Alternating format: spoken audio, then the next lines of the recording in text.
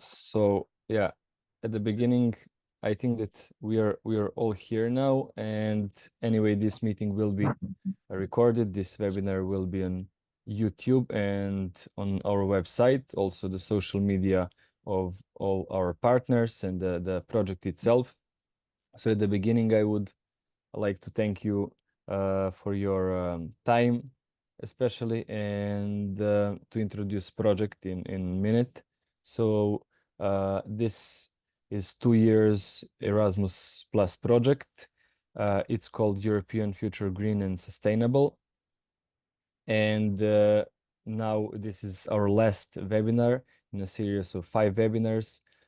Previously, we implemented a lot of activities, 3 training courses in France, North Macedonia, and Serbia, kickoff and midterm meeting in France and Poland, study visit in Bulgaria and Stara Zagora, and also a lot of other different types of materials, podcasts, and everything which is on our website. Project is co-funded by European Union. It's Erasmus Plus Key Action 3 European Youth Together project. And I think this basic info part is done. And I would like to give the floor to my dear colleague, Slave. Slave, the floor is yours. And yes, enjoy. Thank you, Mladen. So first of all, I want to introduce myself to everyone. My name is Slave Kostadinov.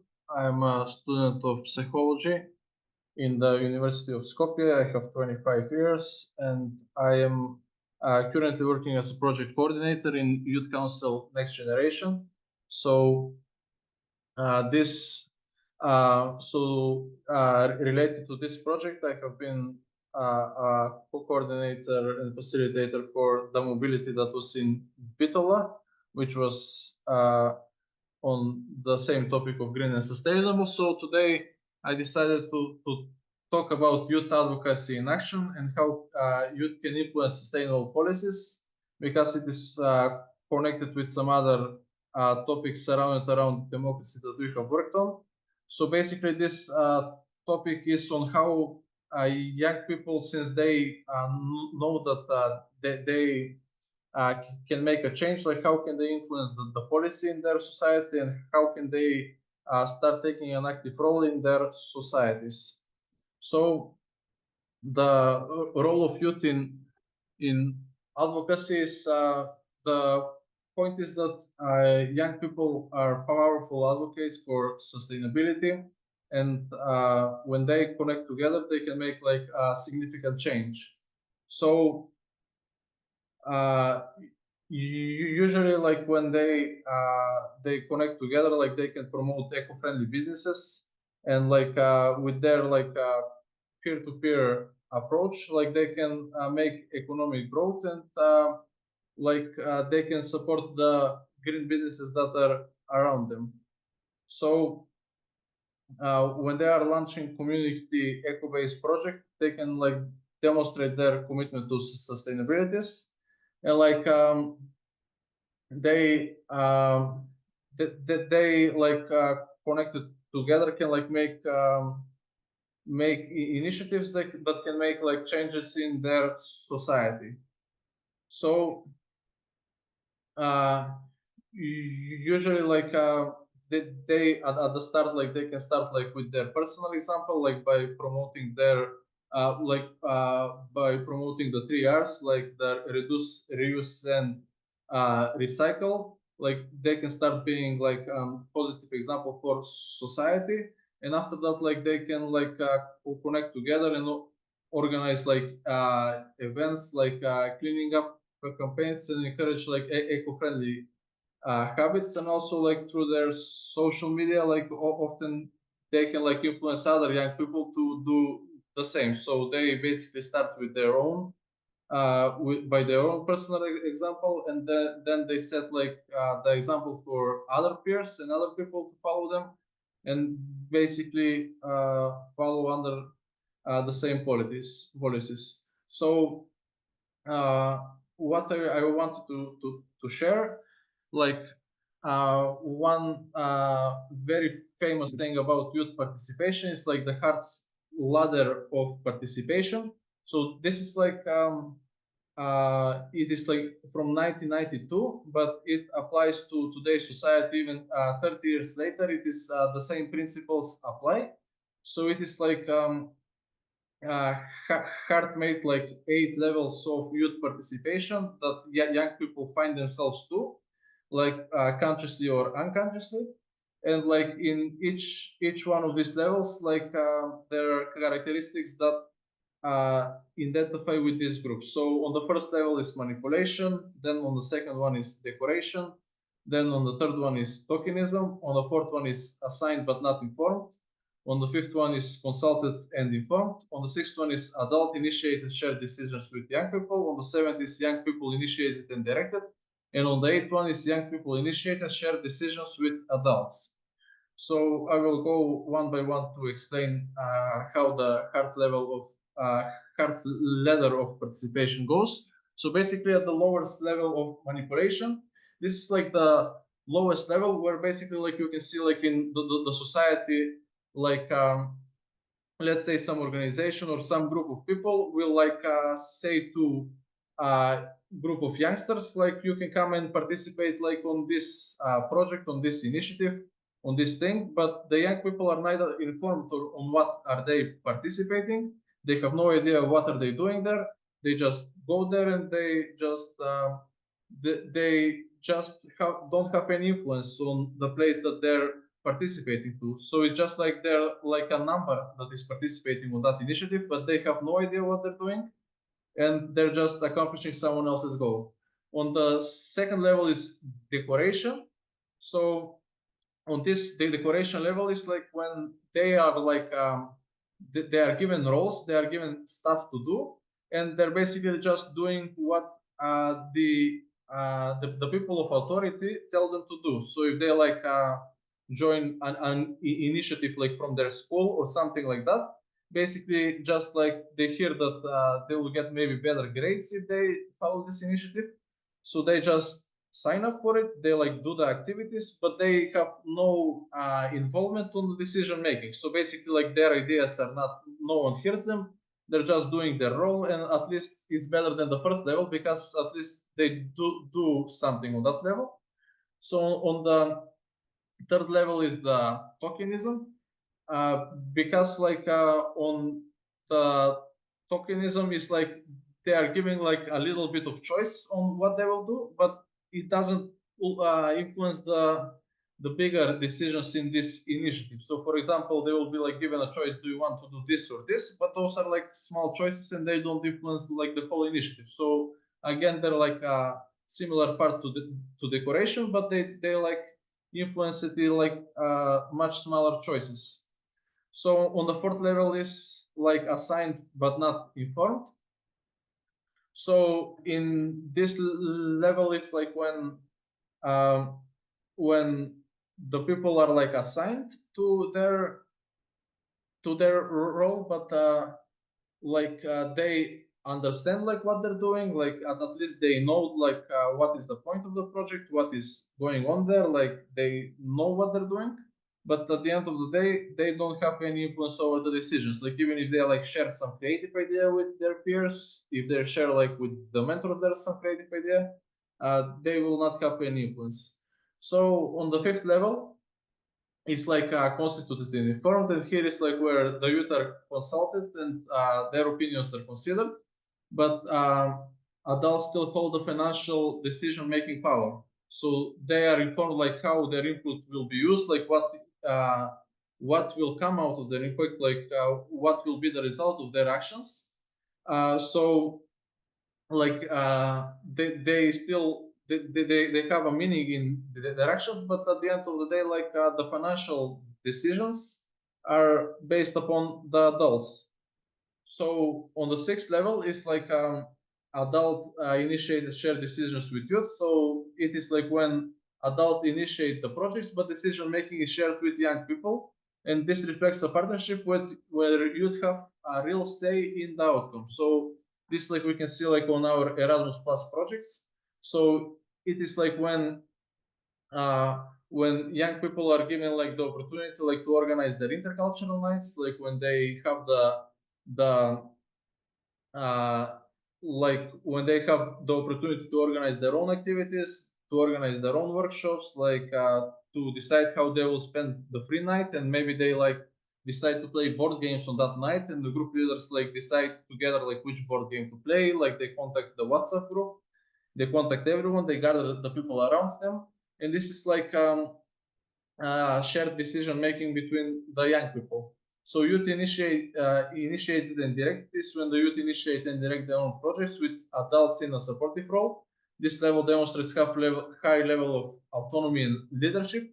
So it is like when young people, by their own decision, like decide to make a project, decide uh, to create something that will change the society. Maybe they feel like there is a change that needs to be made. Like for example, if in their society they see like that a lot of the waste is not being recycled, they like gather together and they write like they write the project, they write like what the outcomes will be, they write everything, and in the end, like in order for them to initiate it, they just like ask for the support of the adult people. So it is like they do everything, but they just get some support and direction, like some tips from the adults.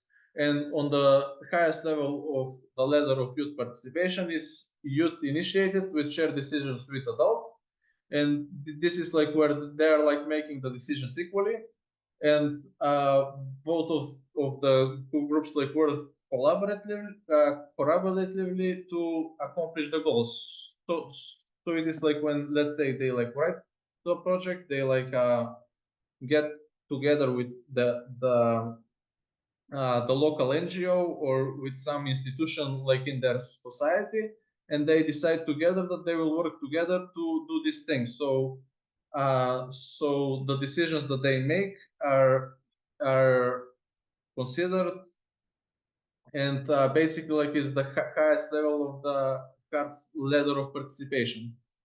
So basically, how can the young people influence like the policy for sustainable future? And it is like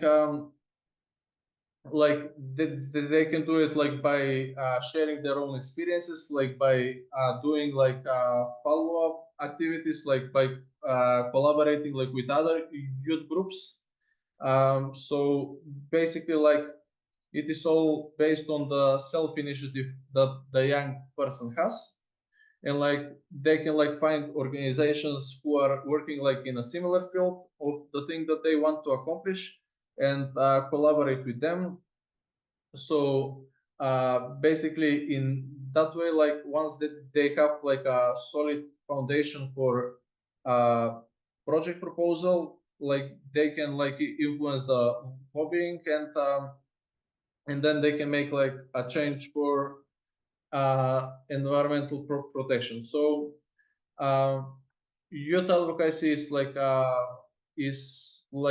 key thing in developing sustainable communities and prioritizing environmental well-being, and by collaborating like with local organizations, with schools, with government bodies, young people can lead initiatives that promote sustainability. So basically, like someone who is like momentarily, let's say, in high school, I'm like sorry, can you somebody is with open mic. Thank yeah, you. I'm muted right now. So Super. yeah, so basically like young people, like if they are in school, like they can collaborate like with their school organizations, like uh with their groups of people together, like with the government bodies, and like they can initiate like these initiatives that they have like on plan. So like basically, if one young person is feeling like there is something that needs to be changed in society, it is really simple. Like he can contact uh, like a group from his school that is already working in that field, he can contact an NGO that is in that field, or and in that way, like collecting other people that have like the same issue, like that they can like make an appeal like to the government, like to their manipulicity, and in that way, like they will be able to create a change in their society. So basically, here we have like time for questions and answers. So if anyone has some questions to ask. Yeah, I would maybe like just to comment. Thank you for the presentation, first of all. And regarding youth participation, what do you think from your experience on which stage are usually participants in Erasmus Plus youth exchanges compared, for example, with training courses?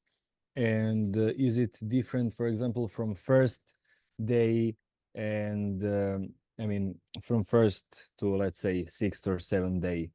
Is the initiative higher, or what do you think from the experience? Yeah, well, based on my experience that I have until now for Erasmus Plus projects, I can feel that a lot of people, especially newcomers, like when they come to an Erasmus Plus youth exchange, usually their level on the ladder of participation is somewhere like on the second level, and it's like they're like taking part of the activities, like they're doing like what is needed to be done, but they still do not have idea, like a lot of them especially don't know like that the project is funded by Erasmus, or that they are on an Erasmus Plus youth exchange.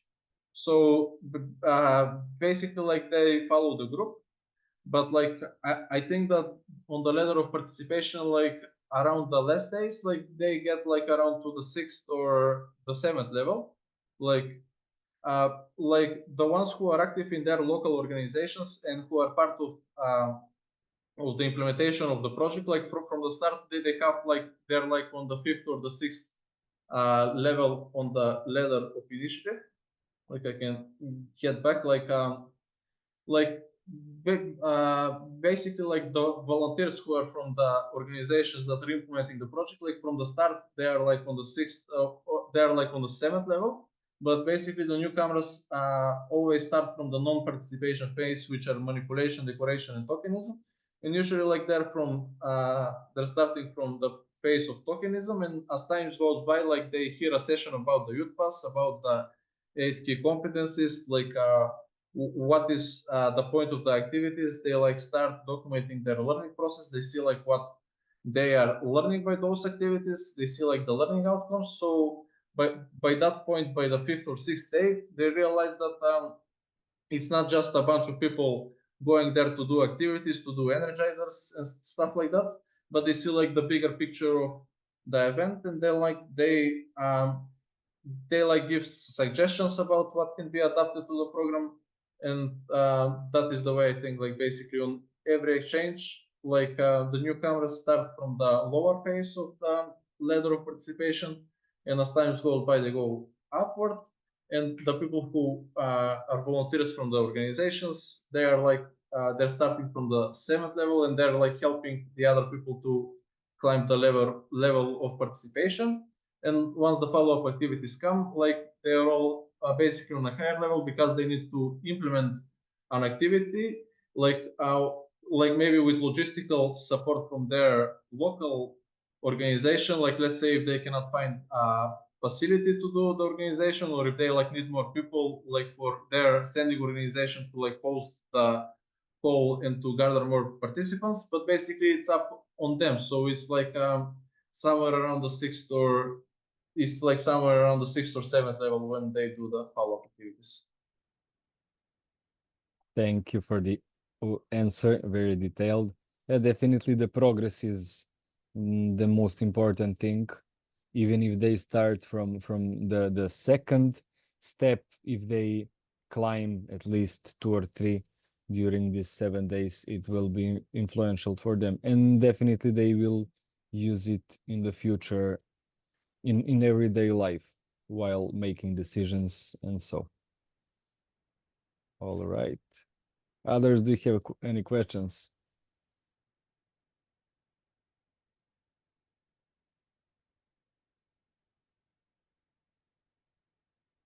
I also put some links in the comments below. I mean, in the chat, so you can check the website and other social media, the YouTube channel, Facebook page, and the Instagram page. So yes, follow us. You can share this webinar together with your classmates, with your friends, colleagues, and so they will be all on YouTube channel and the website. So I don't know if you have any questions. We have still some time. Yeah, so basically, like the idea is that that young people often feel like that the big decisions like in society are made like by some authority figures, and they have no influence other than to like talk about them or to complain like between each other. But the reality is like that there are many institutions in society that forms society as a whole. Like the government has many places that have power and authority. So basically, like just by being empowered, just to take the first step, to take the initiative, like to spread the idea around, like to do the first steps. After a while, like they can gather like more people who are interested in this idea, and like after that they get the funding, the support, and basically like the most important thing is to like take the first step to because like if it's just only an idea, then like it goes away. It's like many ideas like come and go, but if they just like decide to take the first step and go forward with their idea, usually they will find, because like there are many problems in society, they will like find other people who share like the same opinion as them, who have the same problems, who have um, similar opinions on that thing, and then like they will have the resources to complete their initiative.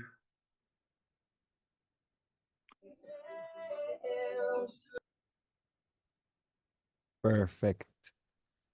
So if we don't have any other questions, I would like to thank everyone. Thank you, Slave, especially for this amazing webinar, for this presentation. And yes, hopefully other people will use these methods, these tools in their youth work. And definitely it's applicable to everyday life situations. So with this webinar, this is 5th webinar, we finished the series of 5 webinars that are part of our project, European Future Green and Sustainable. And yes, hopefully we will have a chance to collaborate on some next events. And yes, stay tuned for more. We will let you know through our social media and the website. So if no other questions, we can just say goodbye and see you soon. Yeah, thanks to everyone for participating, and goodbye. See you. Thank you, Slava.